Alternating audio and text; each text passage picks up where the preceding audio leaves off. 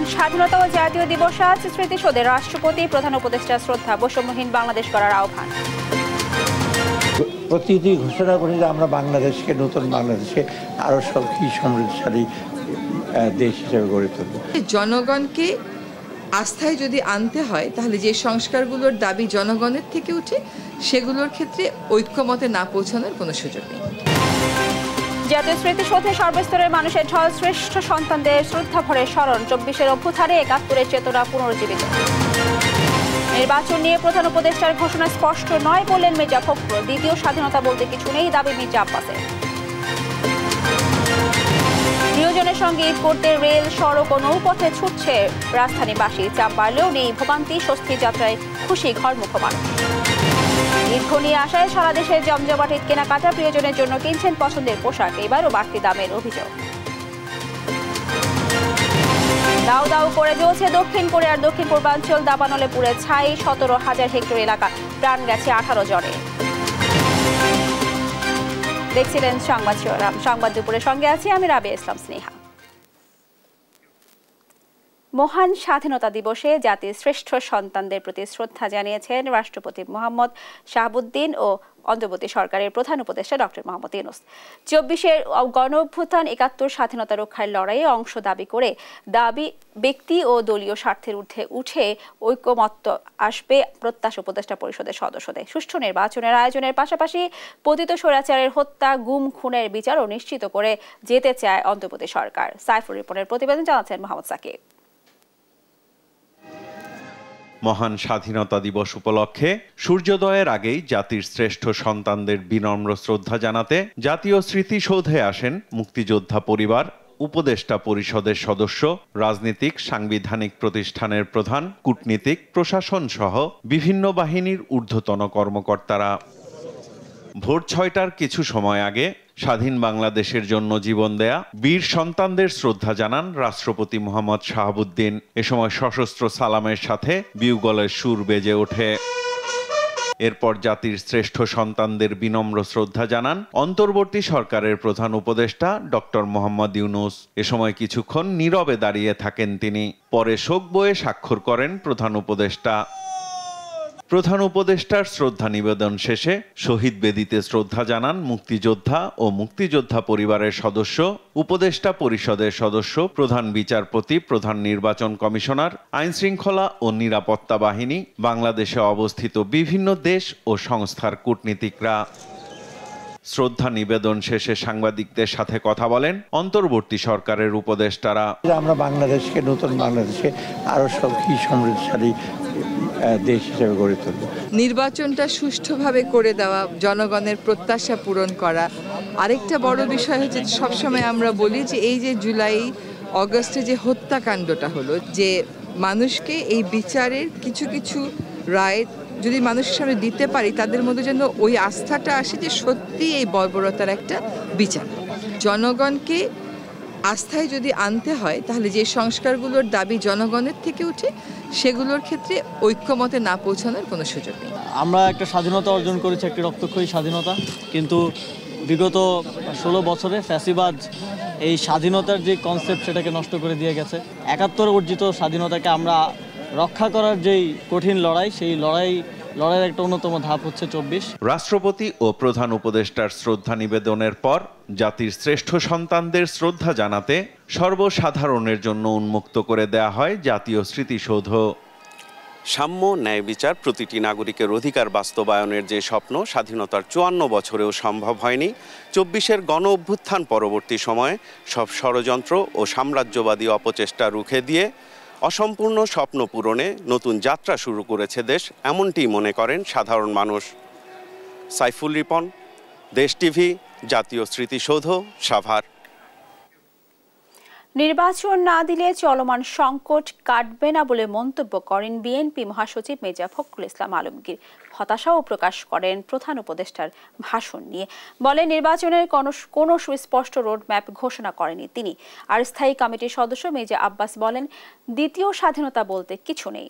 বুধবার সকালে স্বাধীনতা দিবস উপলক্ষে ভিন্ন ভিন্ন কর্মসূচিতে উপস্থিত হয়ে এসব কথা বলেন তারা। নিয়াজ মোর্শেদের রিপোর্ট।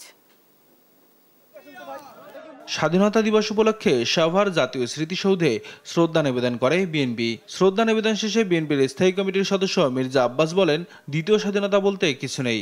বলেন, যারা এসব কথা বলে তারা ২৬শে মার্চকে ছোট করতে চায়। অনেকে বলে দ্বিতীয় স্বাধীনতা, আসলে আজকে স্বাধীনতা দিবস প্রমাণ করবে দ্বিতীয় স্বাধীনতা বলে বাংলাদেশে কিছু নাই।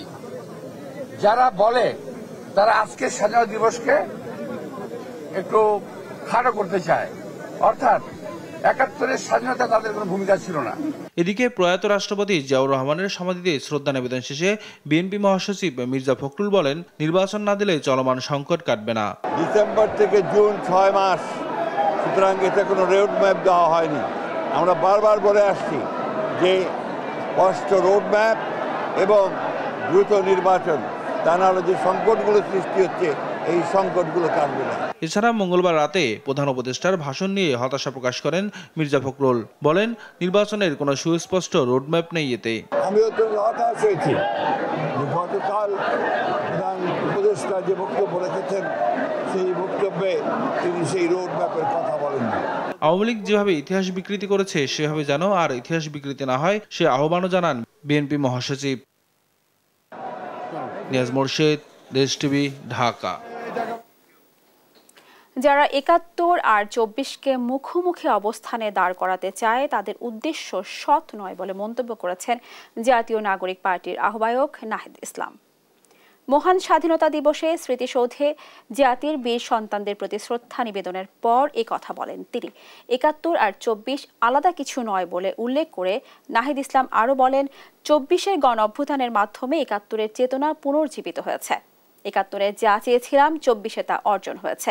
এছাড়া নির্বাচন প্রসঙ্গে নাহিদ বলেন, সংস্কার ও বিচার ছাড়া কোনো একটা দলকে ক্ষমতায় বসানোর জন্য শুধু নির্বাচন দিলে তা মেনে নেওয়া হবে না।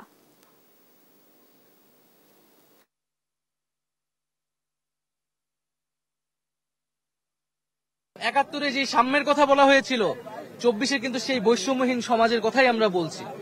বলে যারা এটাকে আসলে পরস্পর বিরোধী বা মুখোমুখি করে দাঁড়া করাচ্ছে তাদের উদ্দেশ্য অসৎ, এবং আমরা মনে করি তারা ২৪-এর গণ অভ্যুত্থানকে, এই যে ছাত্র জনতার বিজয়কে প্রকৃতভাবে উপলব্ধি করতে পারেনি।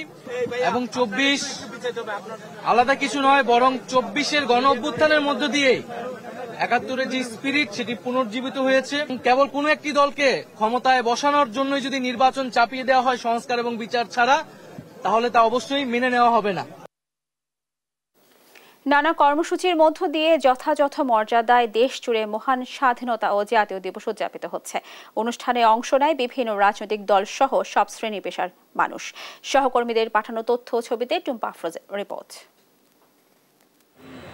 দিবসের প্রথম প্রহরে বরিশাল নগরের জেলা প্রশাসক কার্যালয় সংলগ্ন শহীদ মুক্তিযোদ্ধা স্মৃতিফলকে শ্রদ্ধাঞ্জলি নিবেদন করেন বিভাগীয় কমিশনার, পুলিশ সুপার সহ সরকারি বিভিন্ন দপ্তরের কর্মকর্তারা।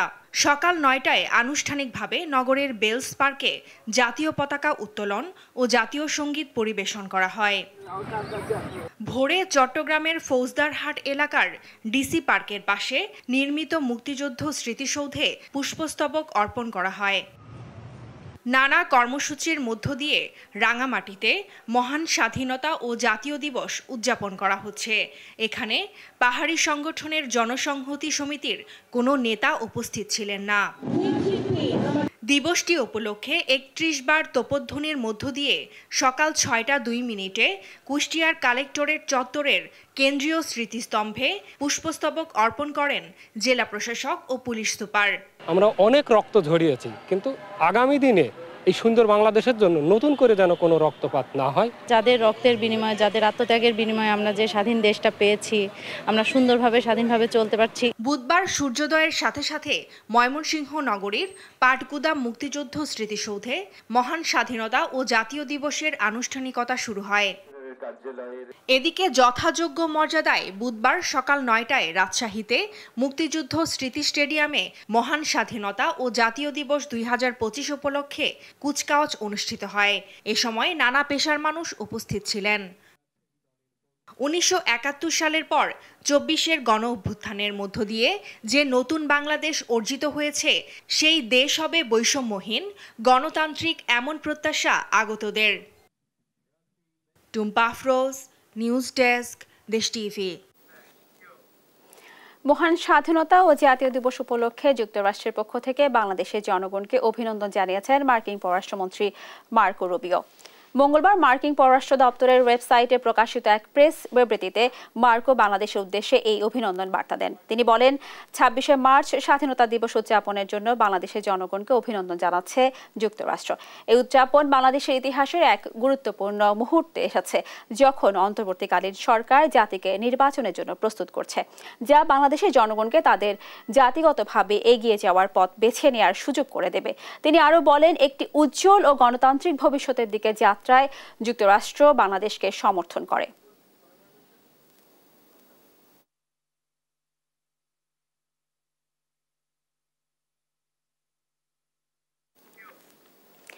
মহান স্বাধীনতা ও জাতীয় দিবস উদযাপন উপলক্ষে বরিশালে নৌবাহিনীর জাহাজ পদ্মা জনসাধারণের পরিদর্শনের জন্য উন্মুক্ত করা হয়েছে। এই বিষয়ে বিস্তারিত জানাতে বরিশাল থেকে যুক্ত হচ্ছেন সহকর্মী শাকিল মাহমুদ।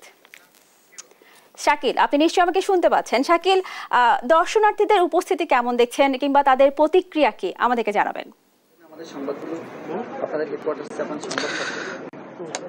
দেখুন, মহান স্বাধীনতা ও জাতীয় দিবস উপলক্ষে বরিশালে কিন্তু বাংলাদেশ নৌবাহিনীর জাহাজ পদ্মা আজ জনসাধারণের জন্য উন্মুক্ত করে দেওয়া হয়েছে। আজ দুপুর 12টার সময় কিন্তু জনসাধারণের জন্য এটি উন্মুক্ত করে দেওয়া হয়, যা বিকেল 4টা কি 5টা পর্যন্ত আসলে জনসাধারণের জন্য উন্মুক্ত থাকবে। এবং আমরা দেখছি যে আসলে এই যে যুদ্ধ যে এই জাহাজটি কিন্তু বাংলাদেশ নৌবাহিনী বিভিন্ন সময় কিন্তু টহল কাজ সহ বিভিন্ন কাজে কিন্তু এই জাহাজটিকে তারা ব্যবহার করে থাকে। এবং এই দর্শনার্থীদেরকে যারাই আসছে তাদেরকে কিন্তু ঘুরে ঘুরে এই জাহাজটি দেখাচ্ছে এবং এই জাহাজে কি কি যুদ্ধের জন্য আছে সেগুলো কিন্তু তাদেরকে একটি ধারণা দিচ্ছে। আমরা একটু দর্শনার্থীদের সাথে কথা বলতে চাই, একটু আপনার কাছেই জানতে চাই যে জাহাজটি ঘুরে দেখলেন, আসলে কি কি দেখলেন এবং একজন বাংলাদেশী হিসেবে আসলেই আপনার গৌরব হচ্ছে কিনা যে এরকম একটি যুদ্ধ জাহাজ আসলে আমাদের আছে। ধন্যবাদ শাকিল মাহমুদ, দেশ টিভিকে আপনাকেও ধন্যবাদ। আসলে আমাদের আপনি জানবেন যে বরিশালে কোনো কিন্তু নৌঘাঁটি নেই, তো ফলে বরিশালে যে এই সময়গুলোতে 26শে মার্চ 21 ফেব্রুয়ারি কিংবা এই যে সশস্ত্র বাহিনী দিবস উপলক্ষে যে বরিশালে নৌ বাহিনীর যে জাহাজগুলো আসে এবং যুদ্ধ জাহাজগুলো আসে, এগুলো কিন্তু বরিশালবাসীর জন্য একটি স্বপ্নের মতো। তার কারণ হচ্ছে যে এখানে যারা নৌবাহিনীর এক্সপার্ট টিমগুলো তারা কিন্তু আমাদেরকে বোঝানোর চেষ্টা করে যে আসলে কোন ইনস্ট্রুমেন্ট থেকে কি কাজ করা হয়, যেহেতু যুদ্ধকালীন সময়গুলোতে এই জাহাজগুলো আসলে মূলত কাজে লাগবে। সুতরাং বরিশালবাসীর জন্য আমাদের জন্য একটি আশীর্বাদ যে আসলে এই সময়গুলোতে আমাদেরকে তারা দেখানোর জন্য আসে এবং বোঝানোর জন্য আসে। সবচেয়ে বড় যে বিষয়টি সেটা আপনি জানবেন যে মানুষ কিন্তু একসময় সামরিক বাহিনীতে যোগদান করার জন্য অনেকটাই মানে অনাগ্রহ ছিল, কিন্তু এখন তো মানুষ আগ্রহ প্রকাশ করছে দিনে দিনে। তো সেক্ষেত্রে যারা শিক্ষার্থী রয়েছে, আমাদের যারা জুনিয়র রয়েছে কিংবা এখন আমরা দেখি ভার্সিটি যারা রয়েছে কিংবা স্কুল কলেজ যারা রয়েছে, তারা কিন্তু এখানে আসছে এবং জানার চেষ্টা করছে যে আসলে এই যুদ্ধ জাহাজের কাজটা কি বা নৌবাহিনী কি কাজ করে, বিশেষ করে দেশ গঠনে তাদেরকে কতটুকু ভূমিকা রয়েছে। ফলে তারা কিন্তু আগ্রহ প্রকাশ করছে এবং আগামী দিনে নৌবাহিনীর নাবিক কিংবা একজন অফিসার হওয়ার স্বপ্ন তারা দেখছে। তো সব মিলিয়ে যদি আপনাকে একটু বলি যে বরিশালের এখন একটি আসলে সময়ের দাবি যেটা সেটা হচ্ছে বরিশালে আমরা আসলে নৌঘাঁটি চাই, ফলে তাহলে কিন্তু আমরাও জানতে পারবো যে আরো বিস্তারিত যে নৌবাহিনীর কার্যক্রম কতটুকু। তো এখন নৌবাহিনী যেহেতু আসছে আমরা জানার চেষ্টা করছি, ভালো লাগছে বেশ। আপনাকে ধন্যবাদ। আমরা একটু এই জাহাজটি সম্পর্কে যদি আপনাদেরকে একটু জানাই যে এই জাহাজটি কিন্তু কমিশন লাভ করে 2013 সালের 24 জানুয়ারি এবং এটি কিন্তু খুলনা থেকে আজকে এই স্বাধীনতা দিবসকে কেন্দ্র করেই কিন্তু এখানে এসেছে এবং আজ বিকেল 4টা পর্যন্ত জনসাধারণের জন্য এই জাহাজটি উন্মুক্ত থাকবে। তো বরিশাল থেকে এতটুকুই ছিল আমার কাছে থাকা সবশেষ।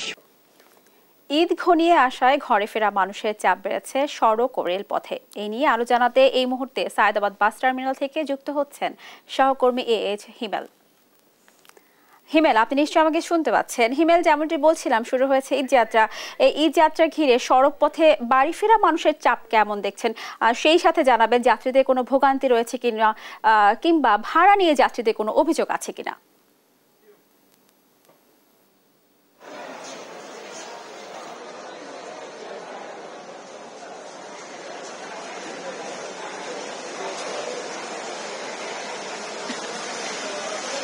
আছি এই মুহূর্তে কমলাপুর রেল স্টেশনে।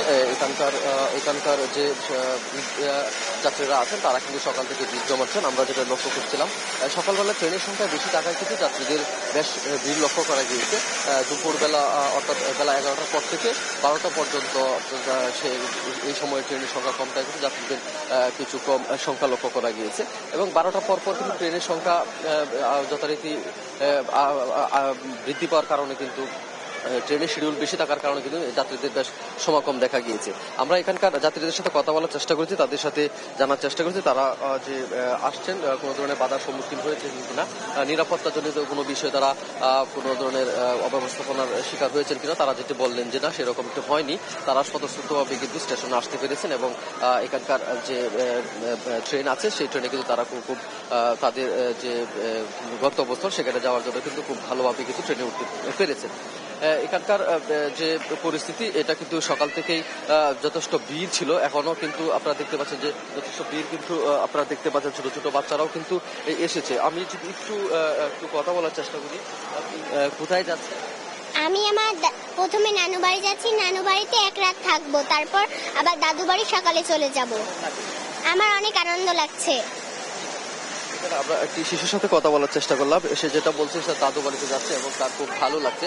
আমরা এখানকার যে নিরাপত্তা কর্মীরা আছে তাদের সাথে কথা বলার চেষ্টা করেছি। তারা যেটা বললেন যে এই ঈদকে কেন্দ্র করে নিরাপত্তার যথেষ্ট তৎপর রয়েছেন আইন শৃঙ্খলা বাহিনী এবং তারা কিন্তু যে সকল ধরনের নিরাপত্তা দেওয়ার জন্য কাজ করে যাচ্ছে। আমরা এখানকার স্টেশন মাস্টারের সাথে কথা বলার চেষ্টা করেছি।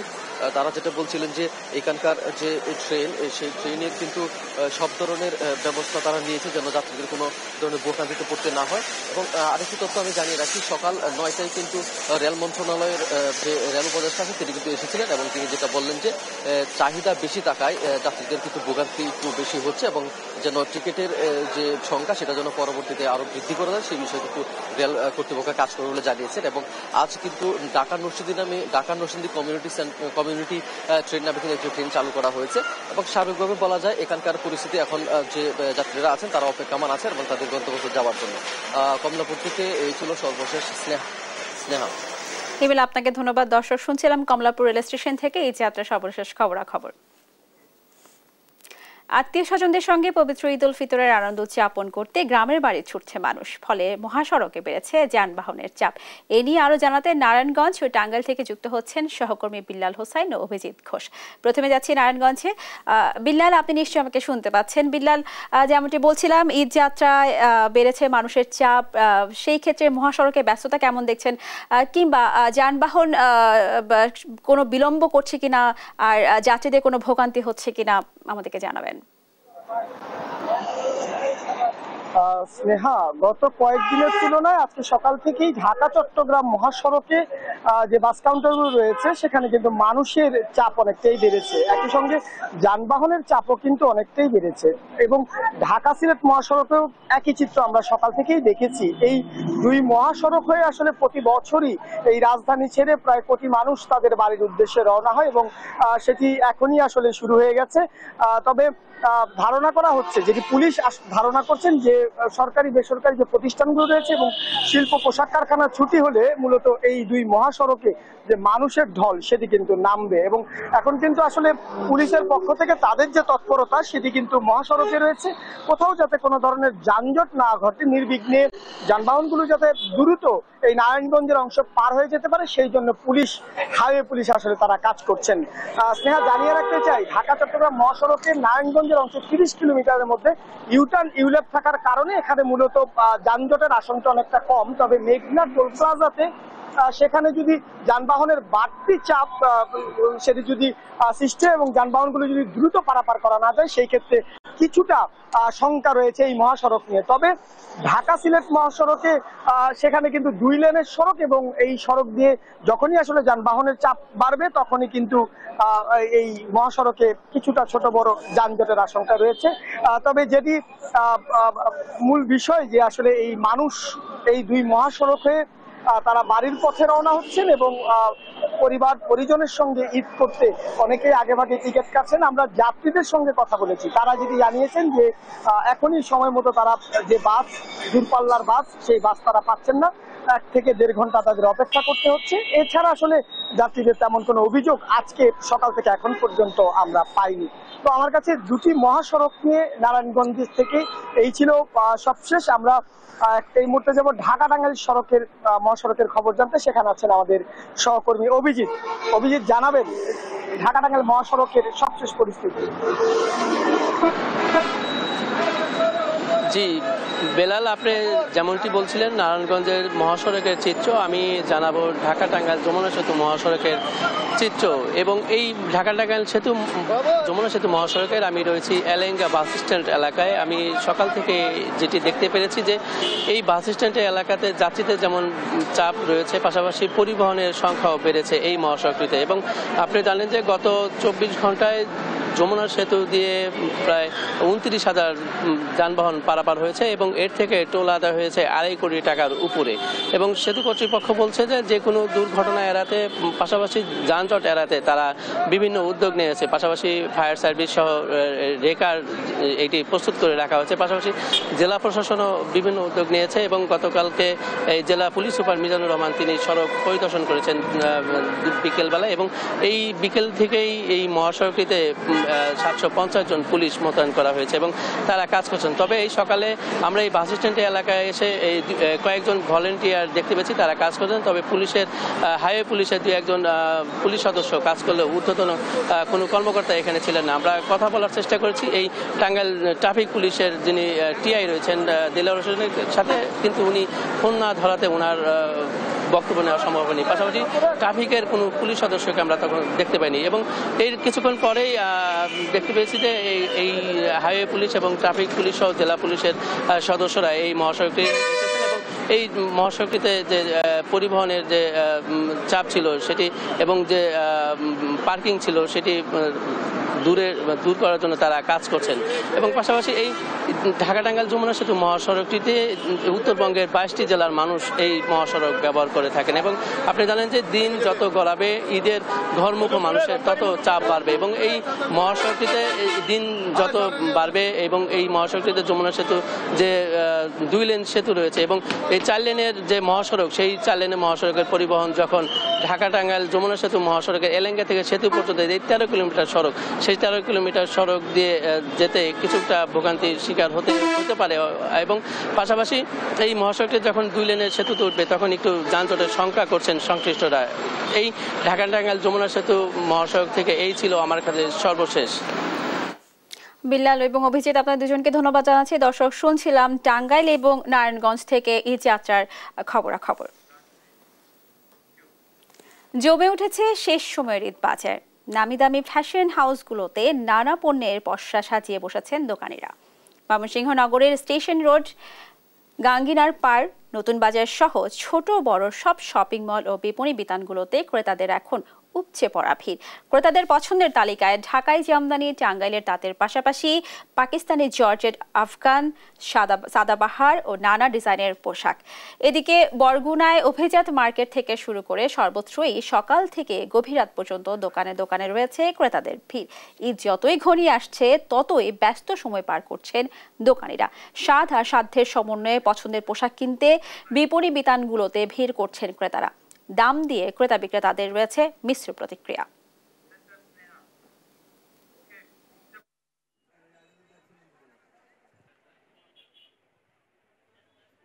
আমরা অন্য দোকানে দেখতাছি অন্য তুলনা থেকে এবারে দাম আলোর মধ্যে সীমিতর মধ্যে আছে। আমরা কাপড় চোপড় বাচ্চাগুলো কাপড় চোপড় কিনে শান্তি পাবো ইনশাল্লাহ। চট্টগ্রামে জমে উঠেছে ঈদের বেচাকেনা। বিস্তারিত জানাতে সরাসরি যুক্ত হচ্ছেন সহকর্মী AKM নাজিম। নাজিম, আপনি নিশ্চয়ই আমাকে শুনতে পাচ্ছেন। নাজিম, যেমনটি বলছিলাম, ঈদ বেচাকেনা জমে উঠেছে চট্টগ্রামে। ক্রেতাদের কেমন ভিড় দেখছেন আর কোন ধরনের পোশাক বেশি বিক্রি হচ্ছে, কি বলছেন ক্রেতা বিক্রেতারা? চট্টগ্রামে ঈদের যে বেচাকেনা সেটা কিন্তু ধীরে ধীরে জমে উঠেছে। বিশেষ করে গত ধরে চট্টগ্রামের যতগুলো শপিং মল, মার্কেট রয়েছে সবগুলোতে কিন্তু ঈদের যে বেচাকেনা সেটা জমজমাট আকার ধারণ করছে। দিনের বেলা থেকে কিন্তু সন্ধ্যার পর মানে ইফতারের পরে কিন্তু মার্কেটগুলোতে সাধারণ মানুষের ভিড় সেটি লেগেই থাকে। বিশেষ করে চট্টগ্রামের নিউ মার্কেট থেকে শুরু করে টেরিবাজার যতগুলো বড় শপিং মল রয়েছে সবগুলো শপিং মলে কিন্তু যারা ক্রেতা সাধারণ রয়েছেন তাদের ভিড় মধ্যরাত পর্যন্ত লেগেই ছিল। আমরা এখন যে মার্কেটে রয়েছে নগরীর ভিআইপি টাওয়ার একটি শপিং মলে, এখানেও কিন্তু ঈদের কেনাকাটা কিন্তু জমজমাট চলছে বিভিন্ন দোকানগুলোতে, তবে একটু কম সেটির বিষয়ে আসলে যারা ব্যবসায়ী তারা যেমনটি বলেছেন, যেহেতু দিনের বেলায় রোদ, বেশিরভাগ মানুষ সময়ে মার্কেটে প্রবেশ করেন, তারা তাদের পছন্দ মতো যেসব কাপড় তারা সেগুলো ক্রয় করছেন এবং গত বছরের তুলনায় এই বছরে কিন্তু মার্কেটগুলোতে সাধারণ মানুষের যে ভিড় সেটি আরো বাড়ছে এবং যারা ব্যবসায়ী রয়েছেন তারা যেটি বলছেন নির্বিঘ্নে এবার তারা ব্যবসা করতে পারছেন। বিশেষ করে তরুণী এবং মধ্যবয়সী যারা রয়েছেন মহিলা তাদের মধ্যে কিন্তু ঈদের যে আমেজ সেটি আমরা দেখেছি। আমরা একটু কথা বলার চেষ্টা করবো। আপনি তো ঈদের ক্রয় করছেন, যদি বলতেন কিরকম শাড়ি আপনার পছন্দ বা কি কাপড় পছন্দ আপনার যদি একটু বলতেন। আমরা তো আসলে আজকে ওই যে নিজেদের জন্য কিনতে আসি না, ওই যে গরিব মানুষ যারা তাদেরকে একটু আমাদের সাথে যেন ঈদে অংশগ্রহণ করতে পারে তার জন্য ওদের কি কিছু দিতে পারি কিনা সেই জন্য আসছে। দাম কেমন, মানে কেমন দাম পড়ছে বা দামে সন্তুষ্ট কিনা? ওদের দামে আমরা খুব সন্তুষ্ট। আমি অনেক জায়গায় দেখেছি, এই দোকানটার দেখেছি খুব সন্তুষ্ট, একদম রিজনেবল প্রাইসে খুব ভালো দিচ্ছে। ওনারা বলছে যে আপনারা যেমন গরিবের সাথে সহযোগিতা করতেছেন আমরা ওই নিয়ে ব্যবসা করতেছি, সুতরাং আমরা অনেক জায়গায় দেখে এখান থেকে নিলাম, আমার মনে হয় ভালোই আছে এখানে।